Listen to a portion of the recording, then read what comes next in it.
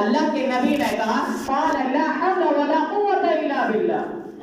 قال لا حول ولا قوت الا باللہ، اللہ کے نبی نے کہا یہ لا حول ولا قوت الا باللہ جو ہے یہ جنت کے خزانوں میں سے ایک خزانہ ہے۔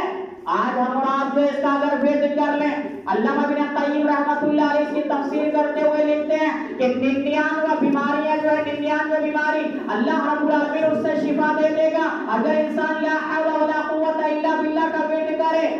آج ہم جب کوئی حادثہ ہو جاتا ہے یا کوئی جو ہے ہم کسی غلط انسان کو دیکھتے ہیں یا غلط کام ہوتے ہوئے دیکھتے ہیں، صرف وہاں پر اس کو استعمال کر لیتے ہیں لا حول ولا قوت الا باللہ، اس کے بعد ہمیں کبھی زحمت نہیں ہوتی کہ ہم اس کلمے کو دوہراتے رہیں۔ اللہ کے نبی نے کہا جنت کے خزانوں میں سے ایک خزانہ بھی ہے، اور اللہ ابن قیم کہتے ہیں کہ اگر اس کو انسان اس کا ورد کرتا رہے تو 99 بیماریوں سے جو ہے شفا یاب ہو جائے گا۔ اور سب سے کم درجے کی بیماری جانتے ہو کیا انہوں نے نقل کی ہے؟ سب سے کم درجے کی بیماری بتلائی جو انسان ٹینشن میں رہتا ہے، ڈپریشن میں مبتلا ہوتا ہے، انسان ذرا ذرا سے کاروبار کو لے کر، تجارت کو لے کر، گھریلو مسائل کو لے کر، خاندانی اور قبیلے کے مسائل کو لے کر، یا اس کے علاوہ اور بہت سارے معاملے، بیاہ شادی بچوں کے اس کو لے کر یہ جو ٹینشن میں مبتلا ہو جاتا ہے، سب سے ہلکی بیماری کے بارے میں بتلایا کہ اللہ رب العالمین جو ہے اس سے شفا دے دے گا۔ یہ انہوں نے سب سے ہلکی بیماری لکھی ہے،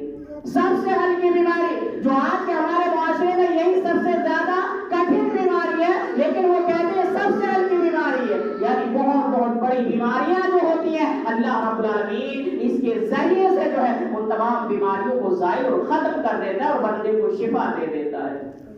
سمجھے؟ لا حول ولا قوت الا باللہ۔ انسان اگر اس کا ورد کرے، ایک چیز ہو، اگر انسان فجر نماز کے بعد آیت الکرسی پڑھتا رہے تو اللہ کے نبی نے کہا وہ جنت میں داخل ہو جائے گا۔ دیکھیں یہ تمام وہ چیزیں جو الحمدللہ ہمیں یاد ہے۔ اللہ کے نبی نے کہا من قرأ آیت الکرسی فی دبر کل صلاۃ مکتوبۃ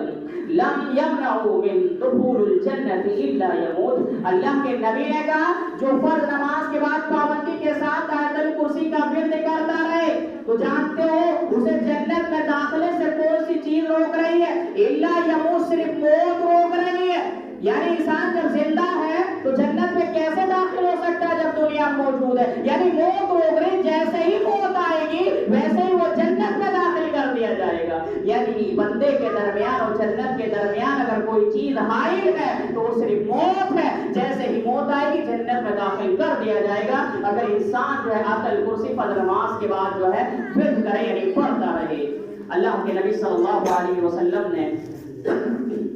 ایک مرتبہ صحابہ کرام کا مجمع تھا، اللہ کے نبی صلی اللہ علیہ وسلم نے کہا من اصبح منکم اليوم صائما، تم میں سے کون ہے جو آج روزے سے ہے؟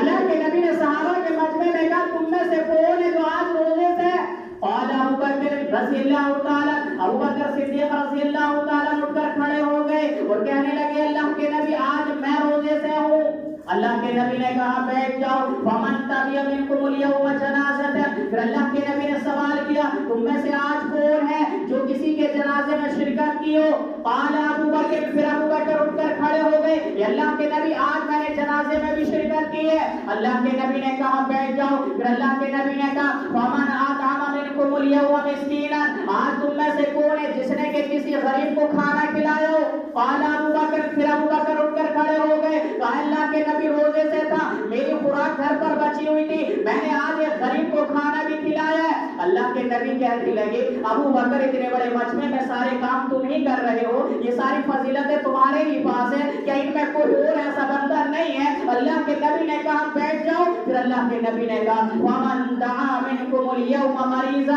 تم میں سے آج کون ہے جس نے کسی ایک مریض کی عیادت کی ہو؟ قال ابو بکر، پھر ابو بکر اٹھ کر کھڑے ہو گئے کہ اللہ کے نبی یہ کام بھی میں نے کیا ہے۔ اللہ کے نبی صلی اللہ علیہ وسلم نے جب یہ چار سوال کیے چاروں پر ابو بکر اٹھ کر کھڑے ہو گئے تو اللہ کے نبی صلی اللہ علیہ وسلم نے کہا ما استمعت فی امر الا دخل الجنہ، اے ابو بکر تم نے وہ تمام فضیلتیں حاصل کر لی ہیں جس بندے کے اندر یہ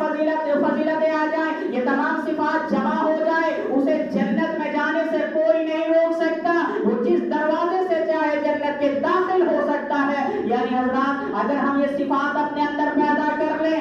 یہ صفات اگر ہم اپنے اندر پیدا کر لیں، کبھی کبھی فرض روزوں کے علاوہ نفلی روزے بھی رکھ کبھی کبھی کسی کے جنازے میں شرکت بھی کر لیں، کبھی کسی غریب کو کھانا بھی کھلا دیں، اور کبھی کسی مریض کی عیادت بھی کر لیں۔ یہ ایسی صفات ہے جو انسان کو جنت کے اندر داخل کرے گی، وہ انسان جنت کے اندر چلا جائے گا۔ اس میں ہمارا کیا جا رہا ہے؟ تھوڑا وقت تو جا رہا ہے، تھوڑا وقت تو خرچ ہو رہا ہے، لیکن کسی بھی چیز کو پانے کے لیے کچھ تو کرنا ہی پڑے گا، لیکن یہ بہت آسان ہے بنسبت جہنم کو کمانے کے، کیونکہ جہنم تو انسان پیسہ دے کر کما رہا ہے۔ کہیں عیاشی مکاری کرنے جائے گا تب پیسہ خرچ کرے گا، کسی سنیما ہال میں جائے گا تب پیسہ خرچ اور وقت خرچ کرے گا، یعنی کہیں بھی جائے، کسی لڑکی سے ملنے کے لیے جائے گا تب بھی پیسہ خرچ کرے گا، وقت خرچ کرے گا۔ یہ جہنم جو کما رہا ہے، پیسہ بھی خرچ کر رہا ہے، وقت بھی خرچ کر رہا ہے، لیکن جنت کمانے کے لیے جتنی باتیں ہم نے بتلائی ہیں، کبھی بھی یہ بات نہیں آئی ہے کہ یہاں پیسہ خرچ کرنا پڑ رہا ہے۔ جتنی بھی باتیں جنت میں داخلے کی بتلائی ہیں، اب تک تھوڑا وقت خرچ ہو سکتا ہے، اللہ رب العالمین کے گھر میں حاضری دینی پڑ سکتی ہے، اتنا ہو سکتا ہے، لیکن اس کے علاوہ پیسہ خرچ کرنے کی بات ابھی تک کہیں نہیں آئی ہے۔ یہ کام ہم کریں، اللہ تعالیٰ جنت میں ہم اور آپ کو داخل کرے گا۔ حضرات، اسی طریقے سے پیارے نبی صلی اللہ علیہ وسلم نے جو ہے ایک شخص کے بارے میں بتلایا جس کو اللہ رب العالمین نے اس کی ایسی آزمائش کی ہو، ایسی آزمائش کی ہو کہ وہ انسان جو ہے بوڑھا بھی ہے اور اس کی اللہ نے بینائی چھین لی ہو، دونوں آنکھوں کی روشنی ختم ہو گئی ہو۔ اِذَا ابْتُلِيَتْ عَبْدٍ بِحَبِيبَةٍ، لیکن اللہ رب العالمین نے آنکھیں کی روشنی ضرور چھینی، آزمائش میں مبتلا اللہ نے ضرور کیا، لیکن اللہ رب العالمین کا وہ بندہ جو ہے اس پر ذرہ برابر بھی جو ہے اللہ سے گلہ اور شکوہ نہ کرے۔ عشاء کی نماز کے لیے وہ بندہ جا رہا ہے تو ٹھوکریں کھاتے ہوئے جا رہا ہے، پریشانیاں برداشت کر رہا ہے، اس کے چوٹیں بھی لگ رہی ہیں، فجر میں حاضری دے رہا مسجد میں، تب پریشانیاں اٹھا کر جا رہا ہے، لیکن معاملہ کیا ہے؟ اتنی تمام پریشانی کے بعد بھی ثم صبر، اللہ کے نبی نے کہا وہ اللہ کے فیصلے پر صبر کرتا ہے، ذرہ برابر گلہ شکوہ نہیں۔ اللہ کے نبی صلی اللہ علیہ وسلم نے فرمایا عوضت منهم الجنہ، تو اللہ رب العالمین ایسے بندے کو جنت میں داخل کر رہے گا۔ یعنی اللہ نے دونوں آنکھیں چھین لی، آزمائش میں مبتلا کر دیا، لیکن اس نے صبر کیا، گلہ اور شکوہ اور شکایت نہیں، شکوہ نہیں۔ اللہ رب العالمین کو یہ اتنی پسند آتی ہے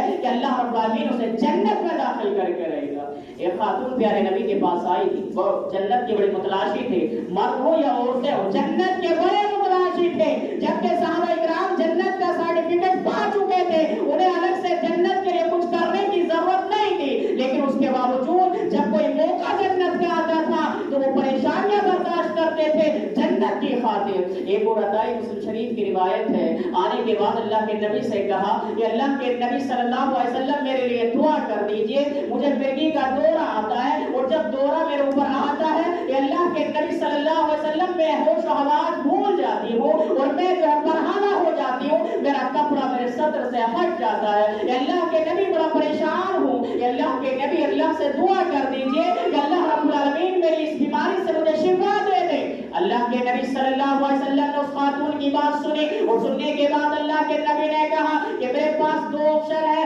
اگر تو چاہتی ہے کہ میں اللہ سے دعا کر دوں تو میں اللہ سے دعا کر دوں گا، تیری بیماری ختم ہو جائے گی، لیکن دوسرا آپشن میرے پاس یہ ہے کہ اگر تو یہ چاہتی ہے تو اس پر اگر صبر کر لے اس بیماری پر تو میں تجھے جنت کی بشارت دیتا ہوں۔ اللہ کے نبی صلی اللہ علیہ وسلم کے صحابیہ، بھائی جنت تو پہلے سے ہی سرٹیفکیٹ مل چکا ہے، رضی اللہ عنہ ورضوان، اللہ نے کہہ دیا ہے، لیکن اس کے باوجود بیماری برداشت کرنا گوارا کر لیا۔ جب اللہ کے نبی نے یہ کہا اگر میں تجھے جنت کی گارنٹی دیتا ہوں اگر تو اس پر صبر کرے، ایک لمحہ ضائع کیے بغیر کہنے لگی یہ اللہ کے نبی اگر جنت کی گارنٹی آپ دے رہے ہیں تو اللہ کے نبی میں آپ سے دعا نہیں کراتی، اگر اللہ مجھے اسی حال میں رکھتا ہے تو رکھے، لیکن اللہ کے نبی اب آپ دعا نہ کرے اگر جنت کی گارنٹی آپ دے رہے ہیں۔ اللہ کے نبی صلی اللہ علیہ وسلم سے کہنے لگی لیکن اللہ کے نبی اتنی درخواست تو قبول کر لیجئے، اللہ سے اتنی دعا تو کر دیجئے کہ جب مجھ پر یہ دورہ پڑتا ہے جو میں پرہانہ ہو جاتی ہوں، میرا صدر کھل جاتا ہے، کم سے کم یہ دعا کر دیجئے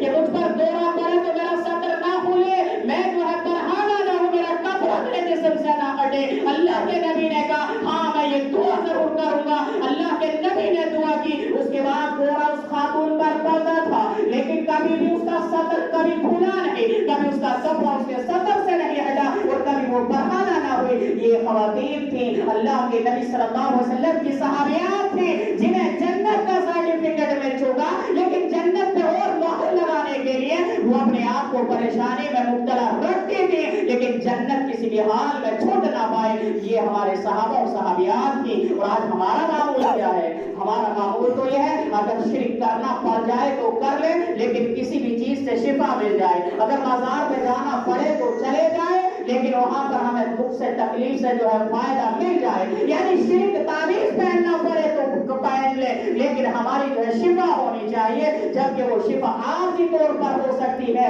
لیکن ہمیشہ کی شفا کبھی نہیں۔ اور اس کی جو ہے اس کے عوض میں جو ہمیں ملنے والا ہے وہ اللہ رب العالمین کی جہنم ملنے والی ہے۔ حضرات ایک واقعہ بتلا کر بات کو میں ختم کرتا ہوں۔ پیارے نبی صلی اللہ علیہ وسلم جو حضرت عائشہ صدیقہ رضی اللہ تعالیٰ روایت کرتی ہے، میرے گھر میں کئی روز ہو گئے چولہا نہ جلا، بعض روایت میں 15 دن کا لفظ بھی آتا ہے لیکن چولہا نہ جلا۔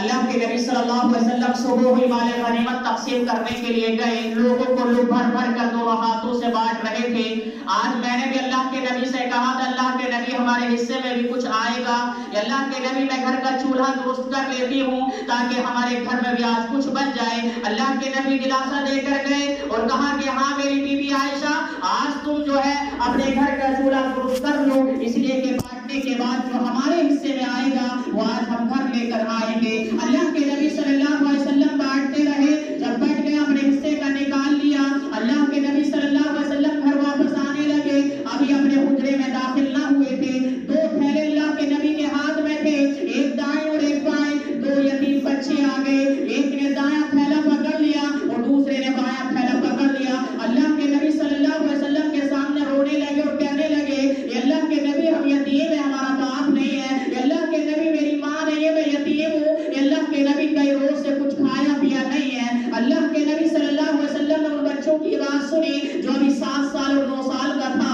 ایک 9 سال کا اور ایک 7 سال کا، تو اللہ کے نبی کی جو پکڑ تھیلے کی تھی وہ ڈھیلی ہونے لگی اور اللہ کے نبی صلی اللہ علیہ وسلم نے وہ چھوڑ دیا۔ اللہ کے نبی صلی اللہ علیہ وسلم علامہ ابن قیم رحمۃ اللہ اپنی زاد المعاد کتاب میں ان کی سیرت کے اوپر اس میں نقل کرتے ہیں کہ اللہ کے نبی اس طریقے سے اپنے استان پر ہاتھ رکھ کر اللہ کے نبی ان بچوں کو دیکھتے رہے جب تک اللہ کے نبی کی آنکھوں سے اوجھل نہ ہو گئے۔ اللہ کے نبی یوں ہی دیکھتے رہے اور آپ کی آنکھوں سے آنسو بہتے رہے۔ حضرت عائشہ انتظار کر رہی تھی، اللہ کے نبی جب گھر میں داخل ہوئے اور کہا السلام علیکم، جواب میں کہا وعلیکم السلام ورحمۃ اللہ وبرکاتہ۔ اللہ کے نبی کے ہاتھوں کو دیکھا، حضرت عائشہ تو آج بہت خوش تھی، کئی روز ہو چکے تھے، میں نے تو چولہا سوارا تھا، آج اللہ کے نبی ہمارے حق کا مال لے کر آئیں گے جو مال غنیمت میں دوسروں کو بھی ملا اور ہمیں بھی ملا ہے۔ اللہ کے نبی کے ہاتھ خالی تھے، اللہ کے نبی سے سوال کرنے لگی عائشہ رضی اللہ تعالیٰ عنہا، اللہ کے نبی ذرا یہ تو بتلائیے اتنے روز سے گھر میں چولہا نہ جلا تھا اور اللہ کے نبی ہمارے حصے کا مال کہاں گیا؟ آج میں بھی چاہتی تھی میرے گھر کا چولہا جلے۔ اللہ کے نبی صلی اللہ علیہ وسلم نے جواب دیا عائشہ میں لے کر آ رہا تھا، لیکن جیسے ہی حجرے میں داخل ہونے والا تھا 2 یتیم بچوں نے میرا تھیلے پکڑ لیے، ایک دائیں طرف اور ایک بائیں طرف۔ اے عائشہ مجھے ان کی یتیمی دیکھی نہ گئی۔ حضرت عائشہ نے کہا اللہ کے نبی میں آپ سے یہ نہیں کہہ رہی تھی کہ ان کو نہ دینا تھا، لیکن اگر دونوں تھیلوں میں سے تھوڑا تھوڑا لے لیا ہوتا آج ہمارے گھر میں بھی چولہا جل جاتا۔ اللہ کے نبی صلی اللہ علیہ وسلم نے جواب دیا عائشہ یتیمی میں نے دیکھی ہے، عائشہ یتیمی میں نے دیکھی ہے، تم نے نہیں، اس لیے کہ تمہارا باپ زندہ حیات ہے، تمہاری ماں زندہ حیات ہے، لیکن میں وہ انسان ہوں جب میں ماں کی پیٹ میں تھا تو میرا باپ انتقال کر گیا، میں نے باپ کا چہرہ نہ دیکھا، اور جب میں 6 سال کا ہوا تو میری ماں مجھے چھوڑ کر چل بسی، یہاں تک کہ میں در یتیم کہلانے لگا۔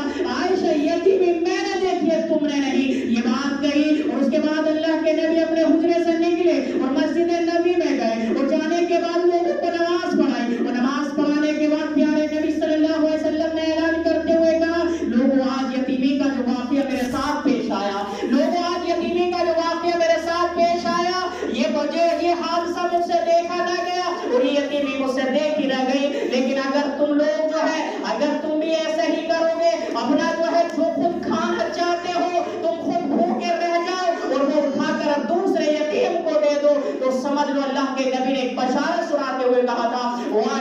وَكَفَلَ الْيَتِيمَ كَهَاتَيْنِ فِي الْجَنَّةِ، تو سمجھ لو تم جنت کے اندر تو داخل ہو گے ہی، لیکن جنت کے اندر داخل ہونے کے ساتھ ساتھ تم ایسے ہوگے میرے ساتھ جیسے یہ دو انگلیاں، اللہ کے نبی نے یہ دو انگلیوں کا اشارہ کرتے ہوئے بتلایا، تم میرے ساتھ اس طریقے سے ہوگے جیسے یہ جڑی ہوئی ہے، یعنی یتیم کو کھلانا، مسکین کو کھلانا، غریب کو کھلانا، ان کی مدد کرنا، بیواؤں کے کام آنا، یہ ایک ایسا عمل ہے جو انسان کو جنت کے اندر داخل کرے گا، جو آج ہمارے معاشرے کی بڑی سخت ضرورت ہے، ہمارے معاشرے کی بڑی سخت ضرورت ہے۔ یا تو ہمیں اور آپ کو چاہیے کہ جو بیوہ ہو چکے ان کی شادیوں کا انتظام کرنا چاہیے، ان کے نکاحوں کا انتظام ہمیں کرنا چاہیے، اور اگر ہم ایسا نہ کریں تو کم سے کم جو ہے اس کے ساتھ ساتھ ہمیں جو ان کی دیکھ بھال کرنا چاہیے، یعنی انہیں جو بھی ضرورت ہے اس کا ہم اور آپ کو تعاون کرنا چاہیے، یہ ہم اور آپ کو جنت میں لے کر جائے گا۔ لیکن آج میرا بھی اور آپ کا بھی معمول یہ بن چکا ہے، میں اپنے بچوں کو بہتر سے بہتر کھلاؤں،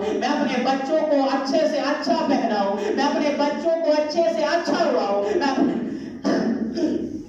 میں اپنے بچوں کو اچھے سے اچھے اسکولوں میں تعلیم دلاؤں، اچھے سے اچھا جو ہے اپنی یونیورسٹیوں میں پڑھاؤں، لیکن میں خود پر بھی خرچ کروں، بچوں پر بھی خرچ کروں، خود غرضی، لیکن کسی یتیم کے میں کام آ جاؤں یہ مجھے گوارا نہیں ہے۔ ہم نے بڑے بڑے جو ہے لاکھ پتیوں کو دیکھا ہے، بڑے بڑے کروڑ پتیوں کو دیکھا ہے، اور بڑے بڑے ارب پتیوں خرب پتیوں کو دیکھا ہے، ملینوں کو دیکھا ہے، اپنے گھر میں سب کچھ ہوگا لیکن یتیم پڑوس میں ہوگا، لیکن اس کے لیے کوئی اہتمام نہ ہوگا۔ یہ ہمارا اور آپ کا آج معاشرہ ہے، اور یہ کل بھی حقیقت ہے۔ کوئی اگر اپنے اوپر لے کر جائے تو لے جائے، اس میں بھی شامل ہوں، آپ بھی شامل ہیں، ہر وہ انسان شامل ہے جس کو اللہ رب العالمین نے نوازا ہے، وہ چاہے کوئی بھی ہو۔ یہ نوازش اللہ کی نوازش ہے، یہ عطا کردہ اللہ کی عطا کردہ ہے۔ اگر اللہ رب العالمین آج چھین لے، کاروبار میں نقصان دے دے، یا کسی اور حادثے میں مبتلا کر دے، ہم ہاسپٹلوں میں دے آتے ہیں،